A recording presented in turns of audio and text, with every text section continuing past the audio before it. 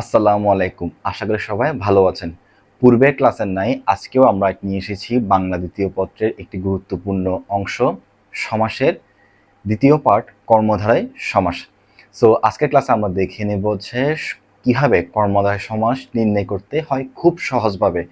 আশা করছি আজকের ক্লাসটা করার পর কোনো প্রকার দ্বিধাগ্রস্ত ছাড়াই কর্মধারায় সমাস আমরা পরীক্ষার খাতায় খুব ইজিলি নির্ণয় করতে পারবো বা লিখতে পারবো। সো আজকের ক্লাসটা করার জন্য নোট করে নিলে খুব ভালো হয়। আমরা আজকের ক্লাসে সমাস নির্ণয়টা দেখে নিই। প্রথমে আমরা আমাদের যেটা আজকের টপিক কর্মধারায় সমাস, সেক্ষেত্রে আমরা দেখব হচ্ছে কিভাবে আমরা কর্মধারায় সমাস চিনতে পারবো। যে সমাসের ব্যাস বাক্যটি বা ব্যাস বাক্যের মধ্যে যে, যা, যিনি, ন্যায়, মত, রূপ ইত্যাদি পদ শব্দগুলি দেখতে পাবো বা থাকে, তাকে কর্মধারায় সমাস হিসেবে গণ্য করা হয়। তাহলে কি বলছি, যে সমাসের ব্যাস বাক্যের মধ্যে যে, যা, যিনি, ন্যায়, মত, রূপ ইত্যাদি পদ শব্দগুলি থাকে ব্যাস বাক্যের মধ্যে, তাকে কি বলা হয়, কর্মধারায় সমাস হিসেবে গণ্য করা হয় বা বলা হয়। সো এই কর্মধারায় সমাসকে আবার চারটা ভাগে ভাগ করা হয়। প্রথমটি হচ্ছে উপমান কর্মধারায় সমাস, দ্বিতীয়টি হচ্ছে উপমিত কর্মধারায় সমাস, তারপরটি হচ্ছে রূপক কর্মধারায় সমাস এবং সর্বশেষটি হচ্ছে মধ্যপদলোপী কর্মধারায় সমাস। এখন আমরা এই চার প্রকার সমাসগুলি নির্ণয় করব। অর্থাৎ একটি প্রত্যয় যখন শব্দ দেওয়া থাকবে, ওই প্রত্যয় শব্দের ব্যাস বাক্য জানার পরও আমাদের থেকে সমস্যা যায় হচ্ছে ওই প্রত্যয় ব্যাস বাক্যটি কি উপমান কর্মধারায় সমাস হবে, রূপক সমাস হবে, মধ্যপদলোপী সমাস হবে নাকি উপমিত সমাস হবে, সেটি নির্ণয় করতে একটু সমস্যায় পড়ে যায়। সো আজকের ক্লাসে আমরা শেখাবো হচ্ছে কিভাবে একদম খুব ইজিলি আমরা এই চার প্রকার সমাসগুলা নির্ণয় করতে পারবো। সো আমরা কিছু উদাহরণের সাহায্যে এই চারটি ফরম্যাট দেখে নেব একদম বেস্ট ওয়েতে।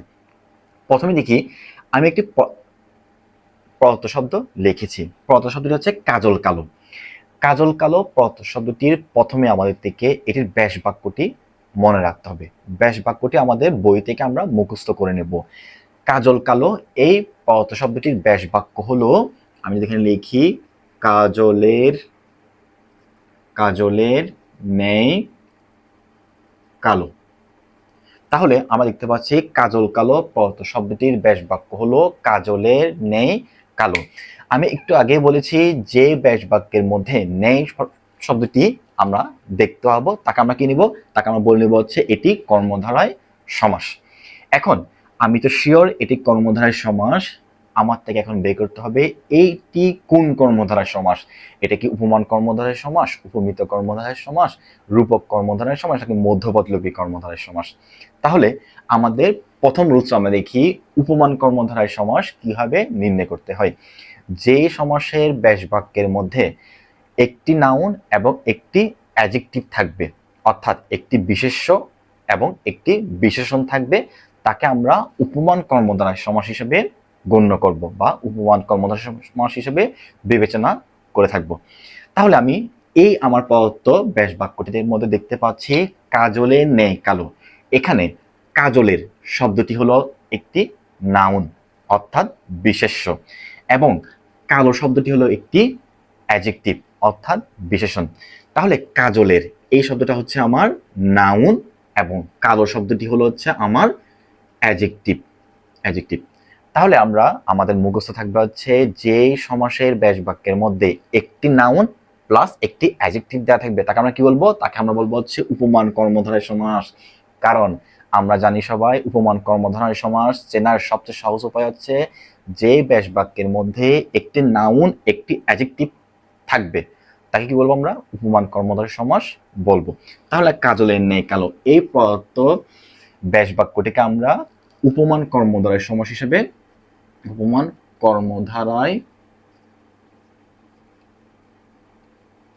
সমাস হিসেবে বিবেচনা করব। তাহলে এটা আমরা খুব ইজিলি শিখে ফেলতে পেরেছি উপমান কর্মধারয় সমাস কোনটা। উপমান কর্মধারয় সমাস হলো যে ব্যাস বাক্যের মধ্যে কি লিখতে হবে, একটি নাউন প্লাস কি থাকবে, একটি অ্যাডজেক্টিভ থাকবে, একটি অ্যাডজেক্টিভ থাকবে, তাকে আমরা কি হিসেবে গণ্য করব? উপমান কর্মধারয় সমাস হিসেবে গণ্য করব। সো আমরা 2 নাম্বারটা দেখি। 2 নাম্বার পদার্থ শব্দটি হচ্ছে পুরুষ সিংহ। পুরুষ সিংহ পদার্থ শব্দটির ব্যাস বাক্য হলো পুরুষের ন্যায় সিংহ। এটা ব্যাস বাক্যটি লিখি, পুরুষের ন্যায় সিংহ। পুরুষের ন্যায় সিংহ। তাহলে পুরুষ সিংহ পদার্থ শব্দটির ব্যাস বাক্য আবার আমরা কি করব? বই থেকে মুখস্থ করে নিব। পুরুষ সিংহ পদার্থ শব্দটির ব্যাস বাক্য হলো পুরুষের ন্যায় সিংহ। এই পদার্থ শব্দের মধ্যে আমরা দেখতে পাচ্ছি আমাদের পুরুষ শব্দটা হলো একটি নাউন অর্থাৎ বিশেষ্য, এবং সিংহ শব্দটি কি? সিংহ শব্দটি হচ্ছে একটি নাউন, এটাও একটা নাম। তাহলে পুরুষ সিংহের ন্যায় এই ব্যাস বাক্যের মধ্যে দেখতে পাচ্ছি একটি নাউন পরে আরেকটি নাউন। তাহলে আমরা আমাদের সূত্র থেকে জানা যাচ্ছে কি উপমিত কর্মধারয় সমাস কি? যে সমাসের ব্যাস বাক্যের মধ্যে একটি নাউন প্লাস আরেকটি নাউন দেয়া থাকবে, অর্থাৎ দুইটি নাউন থাকবে, তাকে আমরা কি ধরে নিব? উপমিত কর্মধারয় সমাস। উপমিত কর্মধারয় সমাস। তাহলে উপমিত কর্মধারয় সমাসকে যদি আমরা এক বাক্যে বলতে চাই তাহলে কি বলবো? যেই সমাসের মধ্যে নাউন প্লাস নাউন থাকবে, নাউন প্লাস নাউন থাকবে, তাকে আমরা কি বলবো? উপমিত কর্মধারয় সমাস। আশা করি বুঝতে পেরেছো। পরবর্তী আমরা পদার্থ শব্দটি দেখি। আমাদের পরবর্তী শব্দটি হচ্ছে মন মাঝি। মন মাঝি শব্দটির ব্যাস বাক্য যদি আমরা বলি সেক্ষেত্রে হবে হচ্ছে মন রূপ মাঝি। মন রূপ মাঝি। তাহলে আমরা জানি যে ব্যাস বাক্যের মধ্যে রূপ শব্দটি থাকবে সেটি হবে হচ্ছে আমাদের রূপক কর্মধারয় সমাস।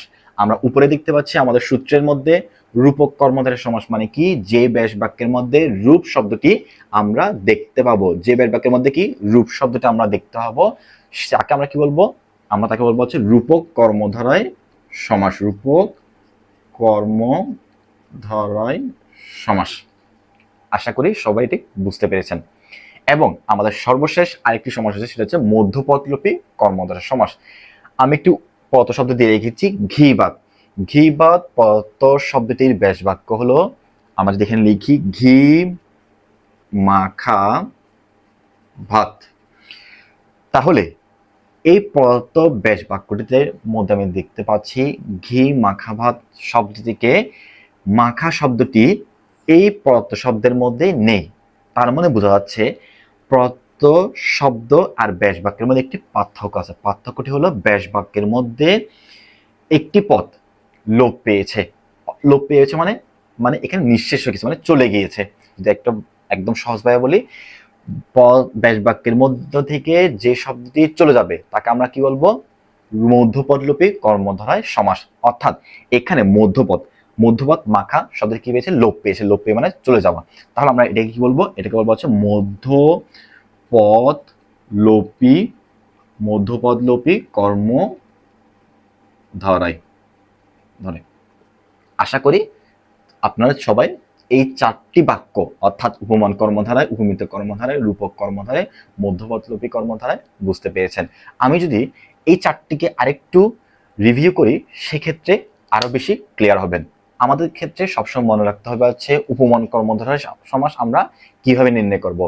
যদি আমি সহজভাবে বলি, যে সমাসের ব্যাস বাক্যের মধ্যে দুটি নাউন অর্থাৎ প্রথমটি নাউন তারপরটি অ্যাডজেক্টিভ, অর্থাৎ একটি নাউন একটি অ্যাডজেক্টিভ দেখতে পাবো, তাকে আমরা ধরে নিব কি? উপমান কর্মধারয় সমাস। তারপর যদি আমরা উপমিত কর্মধারয় সমাসের মধ্যে আসি, কিভাবে বলবো? যে ব্যাস বাক্যের মধ্যে দুটি নাউন অর্থাৎ নাউন প্লাস নাউন দেখতে পাবো তাকে আমরা ধরে নিব কি? উপমিত কর্মধারয় সমাস। এবং যে ব্যাস বাক্যের মধ্যে রূপ শব্দটি আমরা দেখতে পাবো, কি বলবো? রূপ শব্দটি আমরা দেখতে পাবো তাকে বলবো কি? আমরা রূপক কর্মধারয় সমাস। এবং সর্বশেষ মধ্যপদলোপী কর্মধারয় সমাস মানে কি? যেই সমাসের ব্যাস বাক্যের মধ্যে মধ্যপদটি কি হবে? লোপ পাবে। মধ্যপদ মনে রাখবেন সবসময়, কি পদ? মধ্যপদটি কি হবে? লোপ পাবে। লোপ পাওয়া মানে চলে যাওয়া। লোপ মানে কি? শেষ হয়ে যাওয়া। লোপ মানে শেষ অথবা চলে যাওয়া, অর্থাৎ শেষ হয়ে যাবে অথবা চলে যাবে, তাকে আমরা বলবো কি মধ্যপদলোপী কর্মধারায় সমাস। সো আশা করি আজকের ক্লাসের পর থেকে আমাদের কর্মধারয় সমাস নিয়ে কোনো প্রকার দ্বিধাদ্বন্দ্ব ছাড়া আমরা খুব ইজিলি পরীক্ষার খাতায় আমরা কর্মধারয় সমাসগুলো লিখতে পারবো।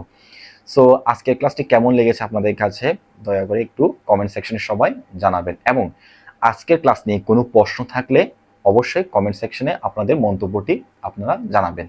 So thank you so much for watching this video. এভাবে প্রতিটি আমাদের নতুন নতুন টপিকের ভিডিও পেতে লাইক, কমেন্ট এবং শেয়ার এবং সাবস্ক্রাইব করতে কখনোই ভুলবেন না। আসসালামু